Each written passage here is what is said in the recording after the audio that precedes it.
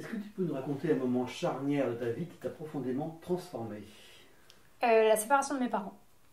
Ouais, ça a été ça le plus compliqué parce que c'est vrai que quand on est une enfant, on n'imagine pas que nos parents puissent se séparer.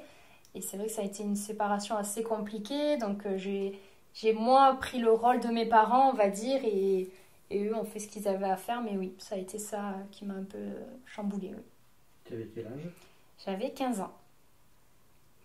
Donc c'est là où on comprend les choses en plus. Je pense que c'est... Il n'y a pas de séparation plus facile que d'autres, hein, mais je pense que quand on est plus jeune, on peut le comprendre plus facilement en tant qu'enfant que quand on a 15 16 ans. C'est vrai qu'on se rend compte de la méchanceté que peut avoir une personne ou de la jalousie. Ou...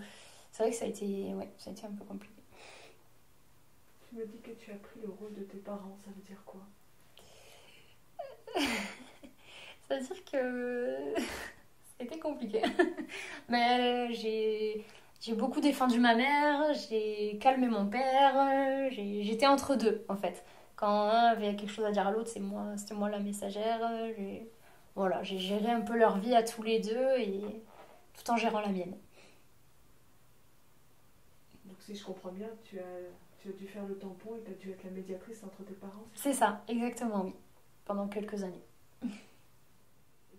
Comment t'as fait mûrir cette expérience? Bah, j'ai vu des choses et j'ai été en rapport avec des choses que je n'aurais pas dû être à mon âge, donc ça m'a fait beaucoup évoluer.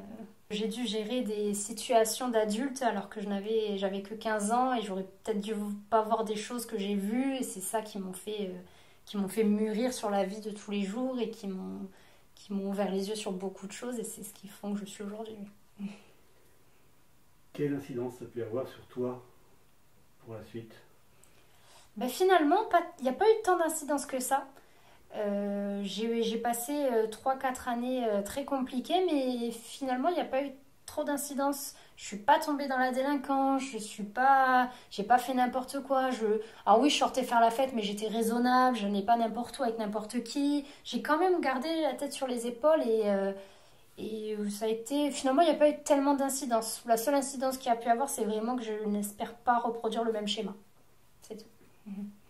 On se remet complètement en question quand il se passe quelque chose comme ça, même en tant qu'enfant, on se dit est-ce que c'est à cause de moi que mes parents se séparent? Est-ce que c'est à cause de ce que j'ai fait? Enfin, c'est vrai que même à 15 ans, on a l'âge un peu con, donc on se dit peut-être que j'ai fait des choses qu'il fallait pas. À l'école, c'était pas le top niveau discipline, donc peut-être c'était à cause de ça, on se remet en question. Et finalement, on se rend compte que c'est pas à cause de nous, donc ça m'a détruit dans le sens où j'ai perdu mes parents ensemble et que mon père, du coup, est parti vivre en Suisse. Bon, j'étais d'accord, il m'a quand même demandé tout ça. J'étais d'accord qu'il parte, mais voilà, ça a été le côté familial et c'est peut-être pour ça que j'avais autant envie de reformer une famille, moi, de mon côté, d'avoir un enfant, de vite retrouver tout ça et ce confort familial que j'avais perdu à 15 ans.